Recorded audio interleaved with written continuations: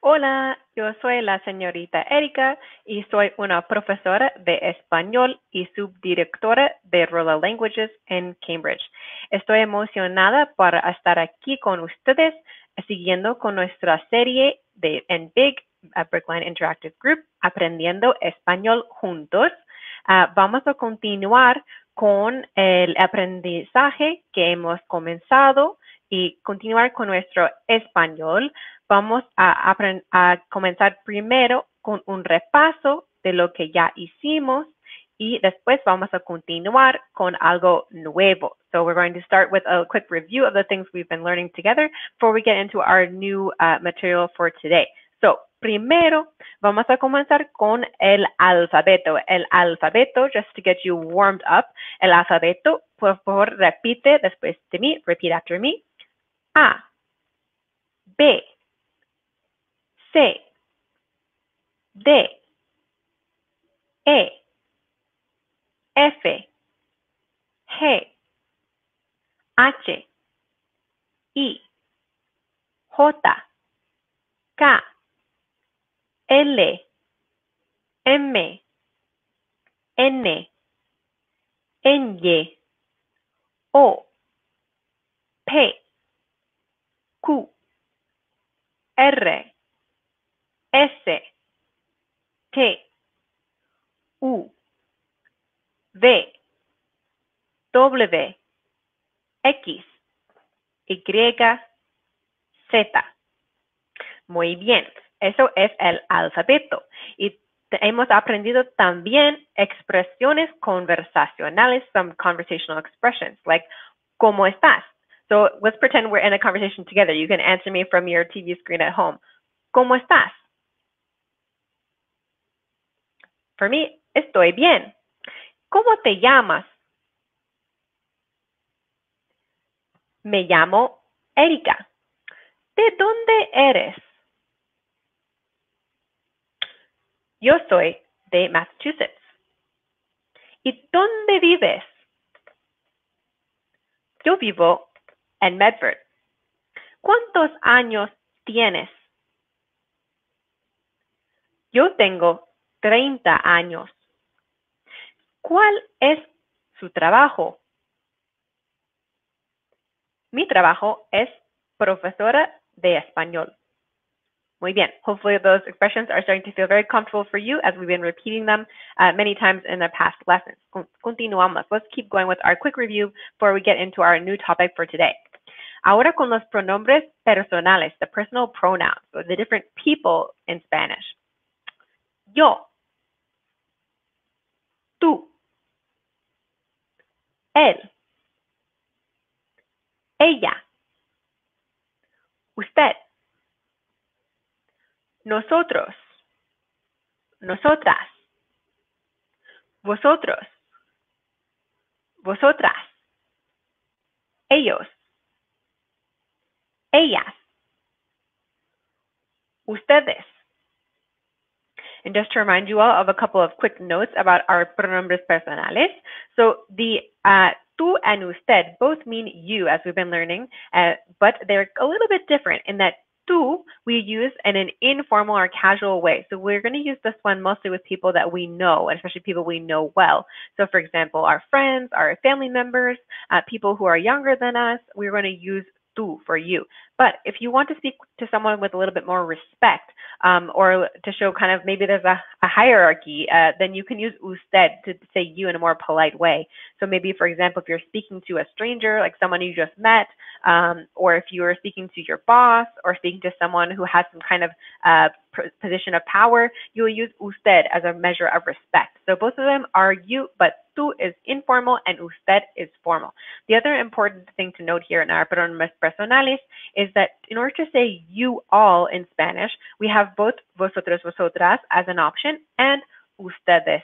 So the difference between these two, just to again remind you and continue with our quick review, is that vosotros or vosotras we use for you all, but only in the country of Spain. So we don't use that anywhere else outside of Spain. Vosotros you use for a mixed gender group of both men and women, or an all-male group, and vosotras you would use for an all-female group, again, to say you all, to speak to a group of people in Spain.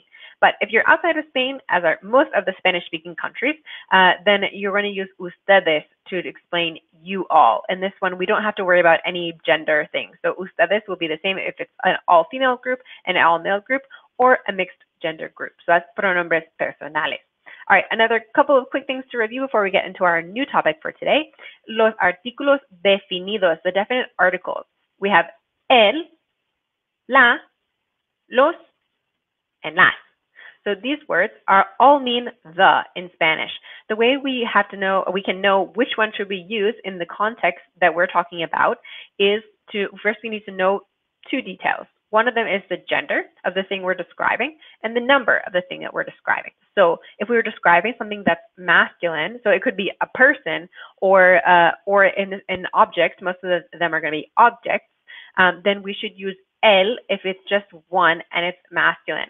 And so a couple of tips we had shared before with me and Senor Eduardo had shared. If you want to know if the word is masculine or feminine and you're not really sure, you can look for some clues to help you to figure it out.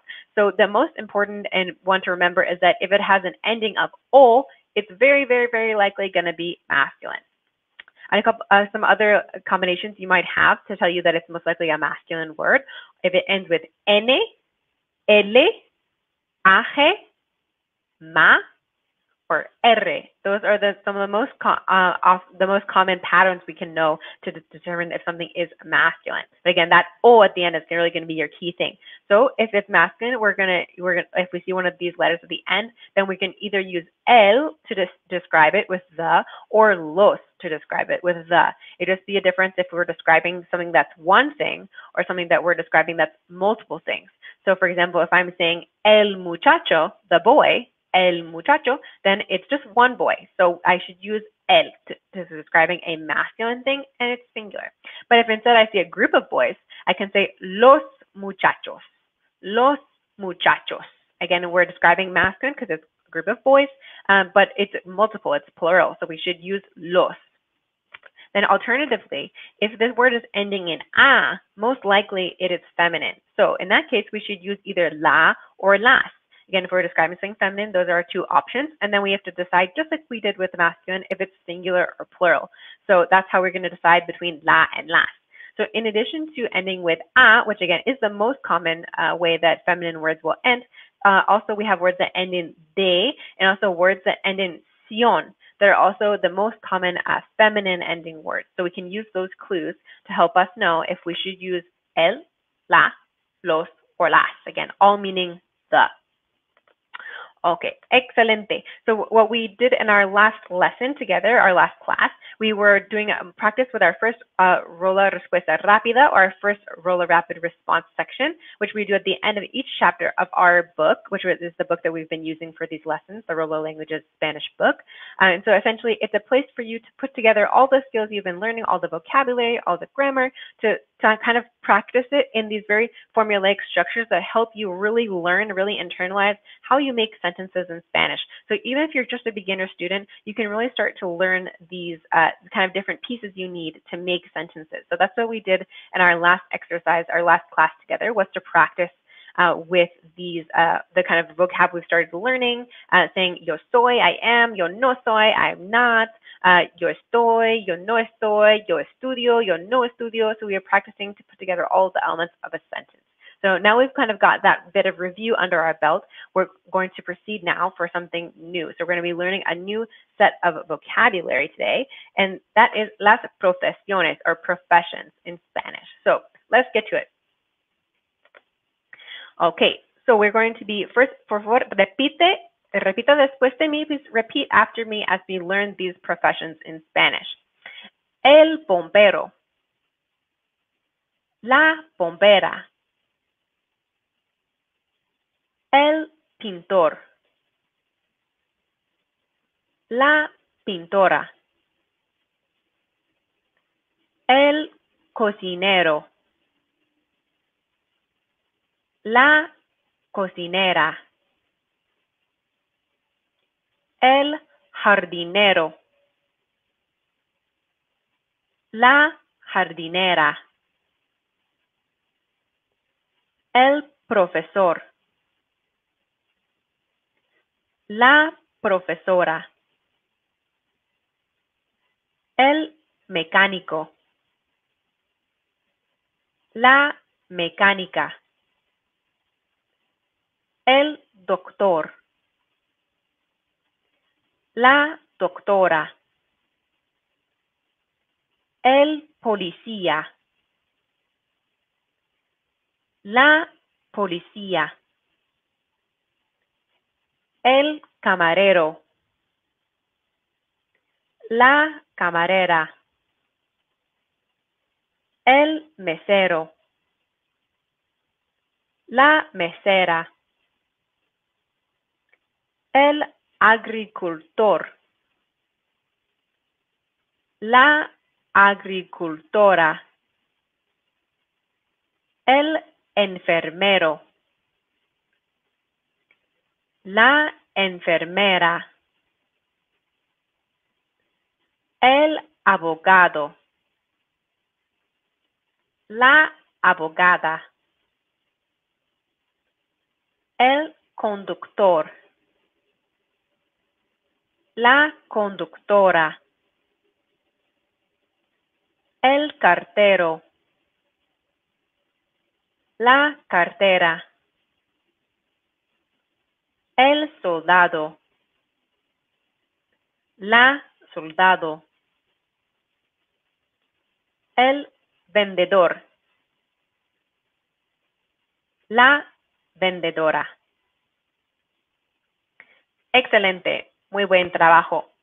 So you can see here, as we're learning these, we are practicing putting into practice our learning them with the different genders as we learn new vocabulary, which, as Senor Eduardo and I have been saying, is really helpful to your learning process to be able to, when you learn a new word, learn the gender along with it at the same time. That way, when you first learn this word, you can really internalize this really important piece of information along with it. So instead of learning the word and then learning the gender at a later time, or learning the word and then guessing at the gender at a later time, it's really helpful for you to learn the gender at the same time. And so that's why in our book, we have written all of the vocabulary lists like this, so you can see the el or the la in front of it to help your brain to learn to associate this vocabulary word with this gender. That way you can use it in the correct way. A couple of other quick notes to say before we repeat these one more time all together is that we have a couple of little kind of almost like exception looking things. For example, with el policía and la policía. So this one is a case where this is true that even if it's masculine, it's ending in a, and if it's feminine, it's ending in a. So this is a little bit of an exception. As we were saying, as I was saying a few minutes ago, that in general, if a word ends with o, it would be masculine, and if it ends with a, it's feminine. So this is one example of a little bit of an exception, because policía ends with a for both masculine and feminine cases. So policío does not exist in Spanish, so it should always be policía. And one other thing that I want to note, kind of a similar variety, we have here for el soldado and la soldado. So this one is a case where the word soldado always ends with o. So even if it's a woman who's a soldier, it still should be soldado. Now you'll see that the article has changed, so we have el and la, so we can hear from that, and maybe we'll have some other clues in the context of the sentence that we hear this word in to know if it's feminine or masculine. But we should know that as we learn this word, it's again a little bit of an exception. So it's el soldado and la soldado, also ending with o. But other than that, we can see pretty clearly the pattern that we've been noticing about usually words ending with o that are masculine, or also we have several examples here of words that end in r that are masculine, which again we learned in a few minutes ago, or we reviewed a few minutes ago, about how to tell the gender of a word just by looking at the ending. So let's repeat these one more time all together. As we know, repeating is really one of the best ways we can use to learn language, because not only does it train our ear to hear the sounds, trains our mouth how to make the sounds, and helps our brain to remember the vocabulary. So even if it seems kind of mindless to just repeat something again and again, I promise it really is effective for you to learn language, and especially as an adult learner, we need to repeat things a lot of times. So we're going to be doing even more of that today. So we're going to repeat this list one more time before we test our knowledge a little bit in a small exercise. Okay, so por favor, repita. So please repeat after me one more time. El bombero, la bombera, el pintor, la pintora, el cocinero, la cocinera, el jardinero, la jardinera, el profesor, la profesora, el mecánico, la mecánica, el doctor, la doctora, el policía, la policía, el camarero, la camarera, el mesero, la mesera, el agricultor, la agricultora, el enfermero, la enfermera, el abogado, la abogada, el conductor, la conductora, el cartero, la cartera, el soldado, la soldado, el vendedor, la vendedora. Excelente. So now we have a lot more options to offer when someone asks you, ¿cuál es su trabajo? As we practiced in our first beginning conversational expressions, asking you, what's your job? Now we have a lot more options to choose from in our vocabulary to explain if someone asks you, ¿cuál es tu trabajo? Or maybe asking about someone else, ¿cuál es su trabajo? What's his job or what's her job? Now you have a lot more vocabulary to work with. So now we're going to go into an exercise to help us to start practicing with these vocabulary words. And then we're going to come back and actually practice with spelling these words. And this will not only help us to reinforce our alphabet knowledge, but also help us again as another way for us, another strategy to help learn these words into our memory is by spelling them. It's again because we have practicing them again, and also because we're going to be spelling them out. It will help our brain to really focus on how do we say these words because we're learning them letter by letter. So we're going to go first into an exercise, and then we'll come back to practice spelling them before we start wrapping up. So our exercise here, ejercicio 1, escribe la profesión debajo de su foto. Write the profession under its picture. And again, here we're just going to say it out loud. But if you have a piece of paper in front of you, it also is helpful for you to write it down. Again, in addition to the repeating, as I mentioned, writing something down multiple times will also help your brain's ability to absorb the information. So you're totally welcome to write as at the same time as you watch this video, or if you're going to watch it again later, again, maybe you can pause the video and write before as well as pause, and then come back to the video. But any way you want to practice is helpful, whether between repeating out loud, repeating with me, or also writing it down will be both ways to help you to really learn and internalize this information. So that way you don't forget it. When you want to use it in conversation later, you're able to access that information from your brain. And again, as we are adult learners here, and our method is developed off of adult learners, we know this is how our brains have to work. We have to reinforce the knowledge a lot of times. We don't have the brains of children in the same way, so we need to reinforce things a lot of times in a lot of different ways to help us to learn it. And especially given whatever your style of learning may be,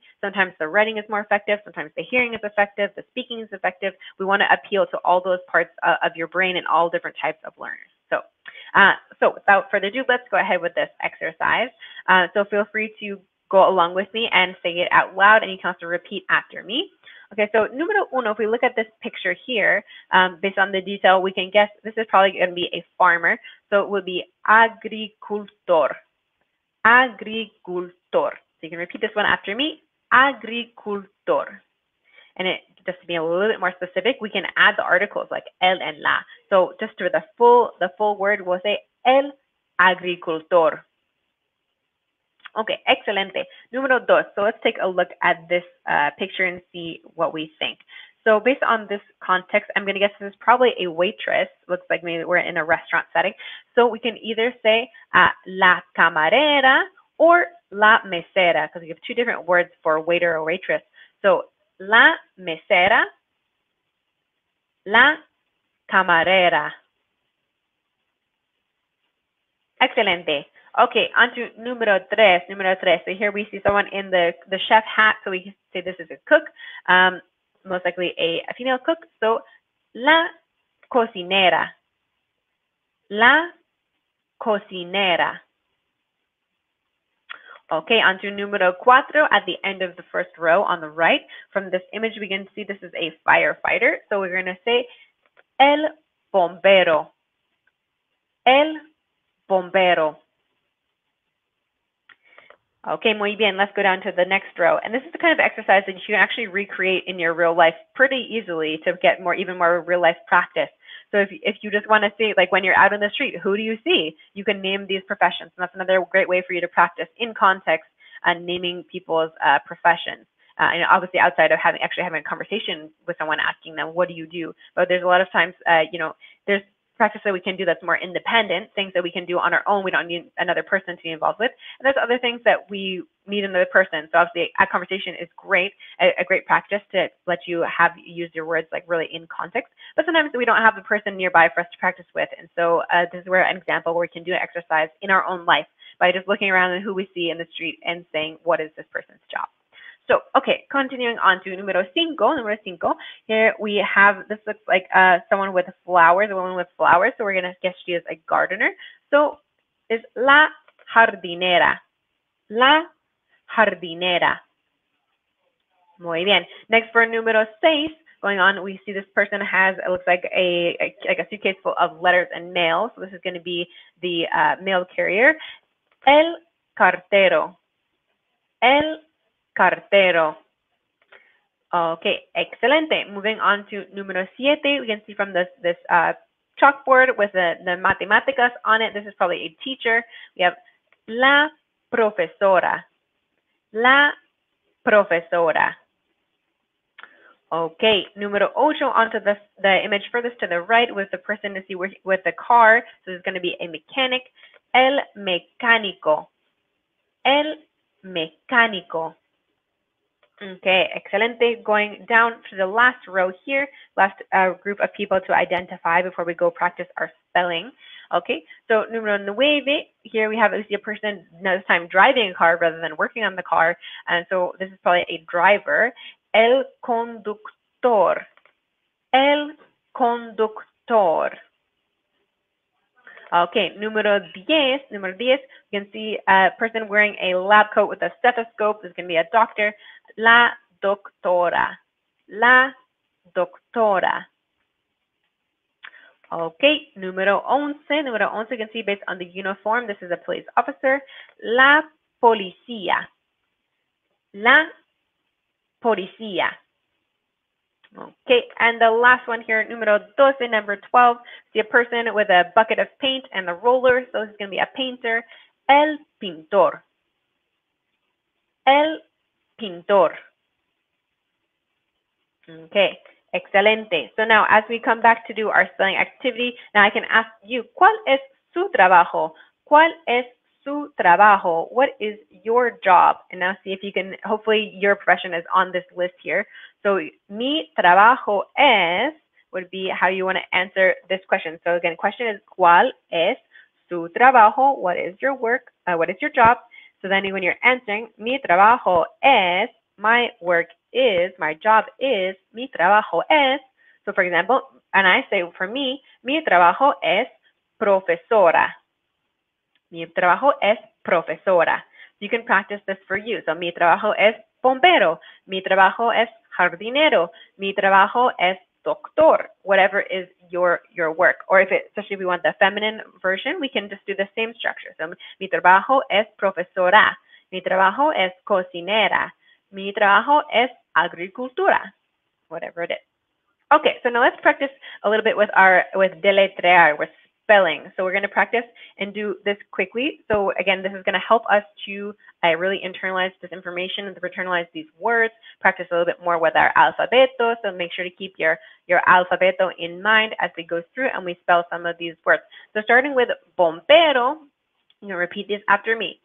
B, O, M, B, E, R, O, bombero.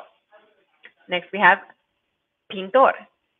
P, I, N, T, O, R, pintor. Cocinero. C, O, C, I, N, E, R, O. Cocinero. Next on to jardinero. J, A, R, D, I, N, E, R, O. Jardinero. On to profesor. Profesor. P, R, O, F, E, S, O, R. Profesor. Mecánico. M, E, C, A. And this one, if we want to spell it with the accent, we say con acento. So A con acento means A with an accent. A con acento. N, I, C, O. Mecánico. Doctor. D, O, C, T, O, R. Doctor. Policía. P, O, L, I, C, I con acento. I with an accent. I con acento. A. Policía. Camarero. C, A, M, A, R, E, R, O. Camarero. Mesero. M, E, S, O. M, E, S, E, R, O. Mesero. Agricultor. This one's a little longer. Agricultor. A, G, R, I, C, U, L, T, O, R. Agricultor. Enfermero. E, N, F, E, R, M, E, R, O. Enfermero. Abogado. A, P, O, G, A, D, O. Abogado. Conductor. C, O, N, D, U, C, T, O, R. Conductor. Cartero. C, A, R, T, E, R, O. Cartero. Soldado. S, O, L, D, A, D, O. Soldado. Last one. Vendedor. V, E, N, D, E, D, O, R. Vendedor. Muy bien.